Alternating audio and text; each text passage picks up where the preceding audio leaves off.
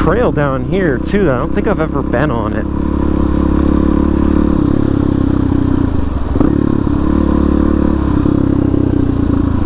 Yeah, I don't think I've ever been on this one, or this part of it I should say. I think I've been on this trail, just not this part. Even if that's what this is or not, I don't know. Looks like a road, gravel.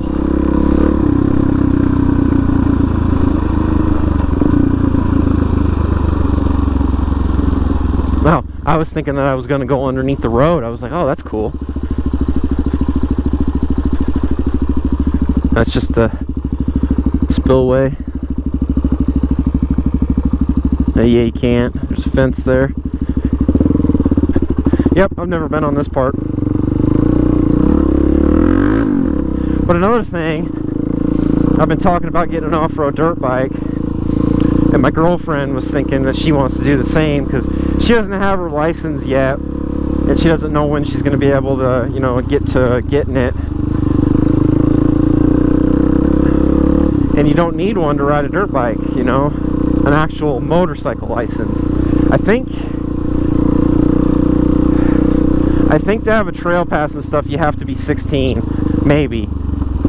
Or you have to be, like, accompanied by an adult or something if you're younger. I don't know how it all works. I don't ever really pay attention. But she was like, well, if you're going to get an off-road dirt bike, then I'm going to do the same thing so we can ride together, and then that'll help her learn how to ride, essentially. Oh. What a magnificent trail. Damn it.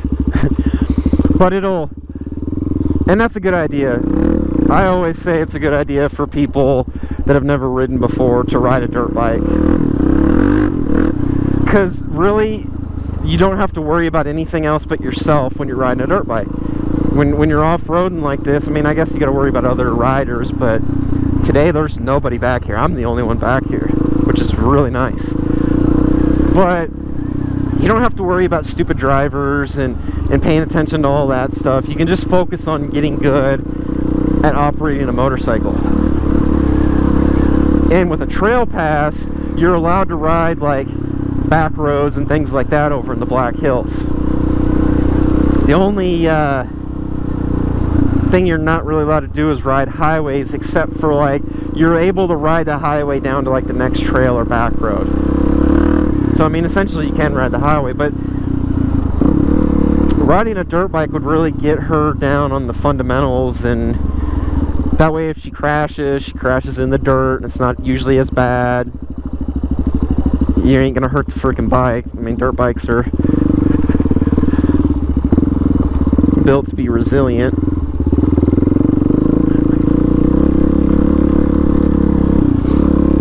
But I just think that's a great idea for anybody that's wanting to learn how to start riding, is buy a dirt bike, you know? You can get some used dirt bikes cheap. Buy you like a TTR 125 or a TTR 230 if you want a little bit more power. And go ride off-road somewhere.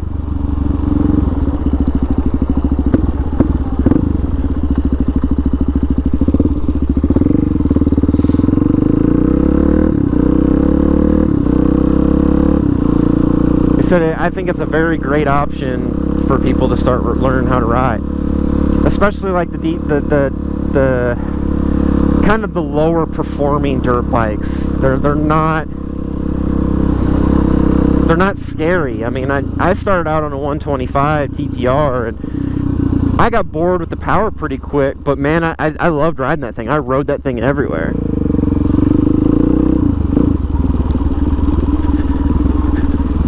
And those TTRs are just tanks, you know, not saying that they're heavy, they're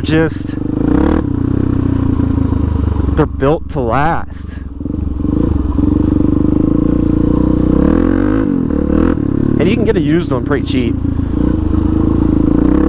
especially the 125 models, because that seems to be like the bike that a lot of kids start out on.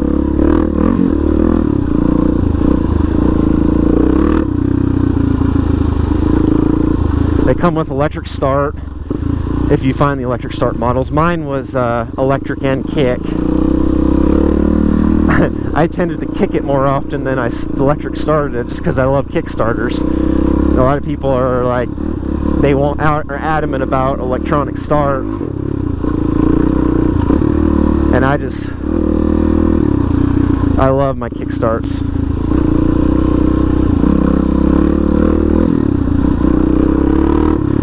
I at least like having the option. Like, having both is nice, because like if you want to just electric start it, like especially like, you know, like people talk about if you kill it at a stoplight, if you have a street legal bike, you know, you can just hit the start button and go again. Whereas a lot of the times if you have a kickstart only, it seems like the most inopportune time for it not want to start, and you'll be sitting there at a stoplight trying to kick it and get it started, and the light will be green and everybody will be laying on their horn at you, get the hell out of the way.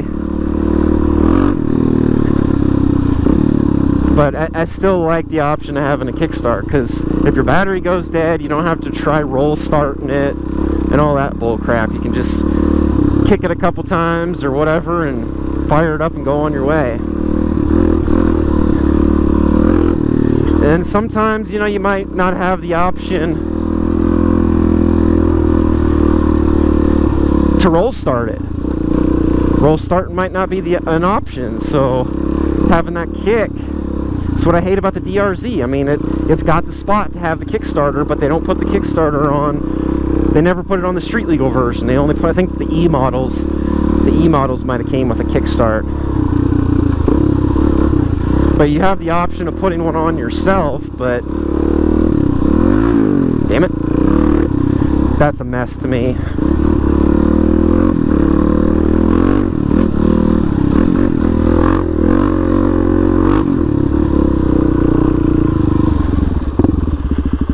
Never been up here either.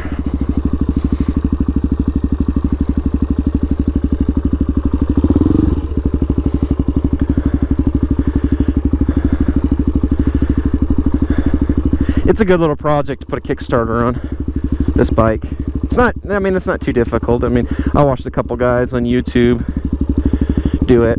It seemed like it's fairly easy, but it is a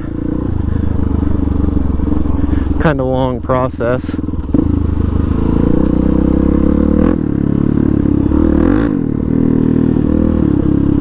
Well, I don't particularly care to go on the trail, but I think I'm going to take you guys on the ATV loop, is what they call it. It's a pretty bad trail, like it's tore up really bad, but I think I'm going to give it a go. Hopefully it's not too muddy. It's definitely a slower trail, where I just can't ride as fast on it. A lot of ruts and loose gravel and some pretty steep hills to go up and down. It's kind of, once you're down in where you have to go and you like drop down the hill, there's no getting back out unless you follow the trail around. With this bike, I wouldn't make it back up the hill.